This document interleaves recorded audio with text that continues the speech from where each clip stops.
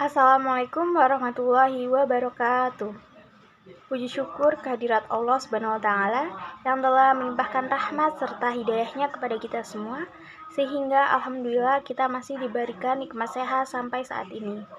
Salawat serta salam semoga tetap tercurah limpahkan kepada junjungan Nabi besar kita Muhammad SAW yang kita nantikan syafaatnya di yaumul kiamah kelak. Amin ya robbal alamin. Di sini kami dari kelompok 2 akan memaparkan hasil diskusi kami mata kuliah perancangan dan pengembangan kurikulum. Adapun anggota kelompok kami, saya sendiri Tiara Dwi Ayuni, ada rekan saya Alfani Pratama Fauzi, Isnaini Nur Hasana, dan Kori Ramadhani. Materi pertama langsung saja akan disampaikan oleh Isnaini Nur Hasana. Kepada Isnaini saya persilahkan.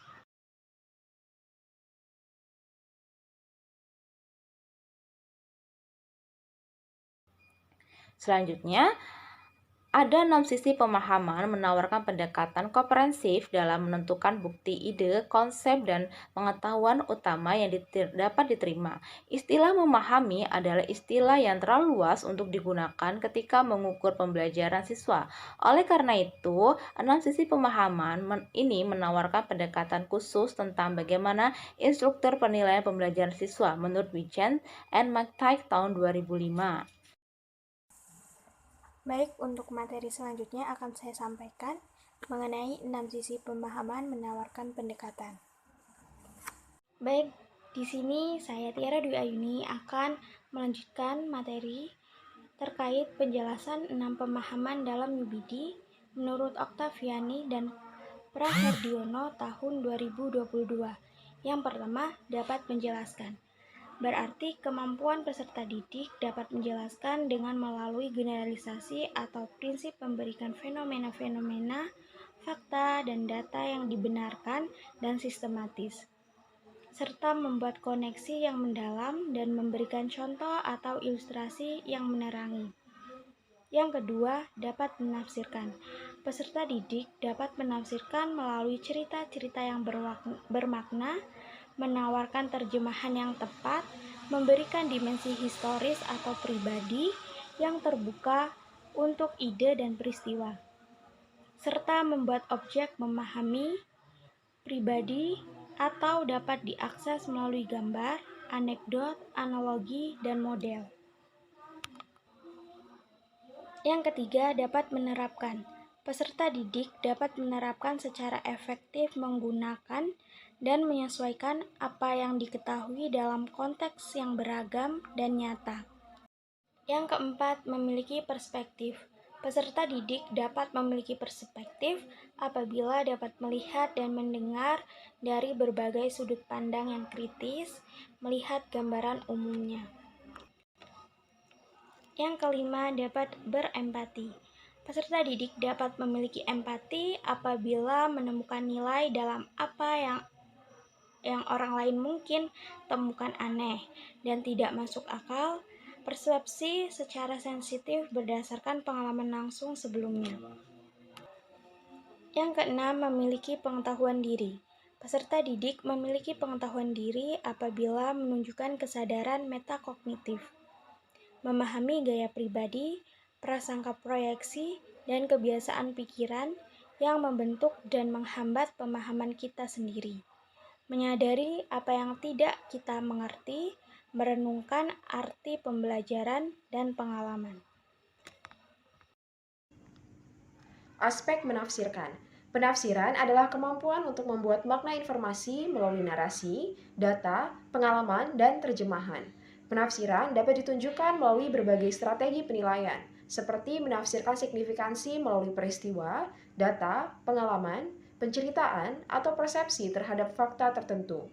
Penafsiran membantu pelajar untuk memahami mengapa konsep-konsep tertentu penting dan bagaimana tujuan pembelajaran tertentu berhubungan dengan konsep tersebut. Wichens dan McTighe tahun 2005. Kemampuan menafsirkan berada pada kategori sedang disebabkan karena rendahnya pengetahuan awal dari peserta didik untuk materi tertentu. Kemampuan awal merupakan hasil belajar yang didapat sebelum mendapatkan kemampuan yang lebih tinggi. Kemampuan awal merupakan prasyarat yang harus dimiliki peserta didik sebelum memasuki pembelajaran materi pelajaran berikutnya yang lebih tinggi. Astuti dalam Karsiman dan kawan-kawan tahun 2019. Berdasarkan penelitian yang didapatkan mengenai kemampuan menafsirkan, Salmi dalam Karsiman dan kawan-kawan tahun 2019 menjelaskan bahwa kemampuan awal memang sangat dibutuhkan dalam proses pembelajaran di kelas sebagai starting point yang akan menimbulkan rasa ingin tahu peserta didik dan pembelajaran berpusat pada peserta didik. Peserta didik dituntut untuk bekerja secara kolaboratif, kemudian mengkaji masalah dari fenomena yang sering dijumpai peserta didik dalam kehidupan sehari-hari, sehingga peserta didik merasa tertarik untuk mengetahui permasalahan dalam kehidupan dan menutupnya dengan hasil produk nyata. Pada aspek ini, peserta didik dikatakan telah memahami suatu masalah belajar apabila peserta didik dapat menafsirkan dengan menceritakan masalah belajar dengan penuh makna, menawarkan terjemahan yang tepat, memberikan dimensi historis atau pribadi yang terbuka untuk ide dan peristiwa, serta mengonstruksi objek sesuai pemahaman pribadi atau dapat diakses melalui gambar, anekdot, analogi, dan model. Tanda siswa telah memahami pembelajaran dapat pula terlihat dari kemampuan menafsirkan. Kemampuan ini terlihat ketika siswa mampu memaknai sebuah fakta, ide, karya, dan lain sebagainya. Siswa tidak sekedar menjawab dengan tepat berdasarkan satu prinsip atau satu konsep saja, namun juga mampu menggunakan banyak konsep dan prinsip dalam satu konteks. Baik, saya Alfani Pratama akan melanjutkan materi mengenai contoh pemahaman dalam UBD aspek menafsirkan. Saya akan memberikan contoh konkret untuk materi teks resensi kelas 11. Seperti kita ketahui, siswa dapat dikatakan sudah dapat menafsirkan pada pemahaman UBD, maka siswa dapat satu menceritakan masalah belajar. Yang kedua, menawarkan konsep terjemahan yang tepat. Yang ketiga, memberikan dimensi historis atau pengalaman pribadi.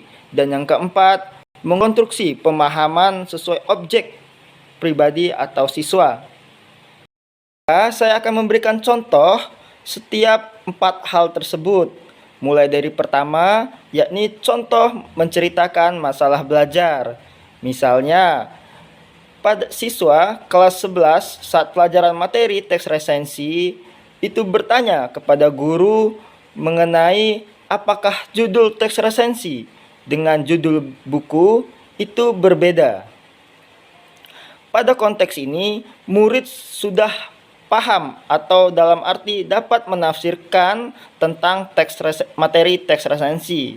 Namun, karena ada 2 hal yang mirip, yakni judul teks resensi dan judul buku, maka menjadi persoalan dalam belajar oleh siswa. Lalu, dalam siswa menawarkan terjemahan yang tepat, contohnya siswa dapat melakukan analisis pada contoh teks resensi yang baik dan lengkap strukturnya, kemudian siswa menanggapi contoh teks resensi tersebut. Kemudian, siswa dapat dikatakan telah mampu menafsirkan pada pemahaman dalam UBD, yakni menceritakan dimensi historis atau pengalaman pribadi. Contohnya pada hal yang konkret dalam materi teks resensi, yakni siswa sudah dapat membandingkan perbedaan teks resensi dengan review atau ulasan yang ada di platform belanja online yang sering mereka lakukan dalam sehari-hari. Perbedaannya, dalam teks resensi itu strukturnya lengkap, mulai dari judul sampai kesimpulan. Dan untuk ulasan, siswa sudah mengetahui itu tidak seinformatif teks resensi. Terakhir, siswa dikatakan telah mampu menafsirkan pada pemahaman dalam UBD, yakni siswa dapat mengkonstruksi objek sesuai pemahaman pribadi. Contohnya, siswa dapat membuat peta konsep mengenai materi tentang teks resensi yang telah mereka pelajari. Hal itu dapat dilihat secara konkret dan ada bentuknya. sehingga kita tahu bahwa siswa telah dapat menafsirkan dalam pemahaman UBD.